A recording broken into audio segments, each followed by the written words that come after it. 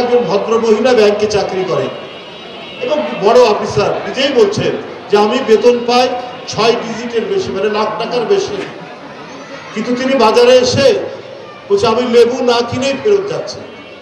যে লাখ টাকার উপরে বেতন পান তিনি লেবু কিনতে পারছেন না, যে লেবু হচ্ছে আপনার এই রমজান মাসে অত্যন্ত অপরিহার্য একটি কৃষি পণ্য, তার সামর্থ্যের মধ্যে কুলাচ্ছে। আমি আজকেই আস্তে আস্তে একটি গণমাধ্যমে দেখছিলাম।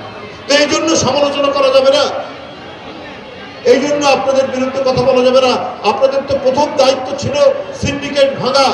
2টা সিন্ডিকেট, একটা হচ্ছে মানুষের খাবার নিয়ে, মানুষের আহার নিয়ে, মানুষের খাদ্য নিয়ে যে সিন্ডিকেট করেছে, এরা সব আওয়ামী দোসরদের, শেখ হাসিনার লোক। এরা আজকে গ্রেপ্তার হয় না কেন?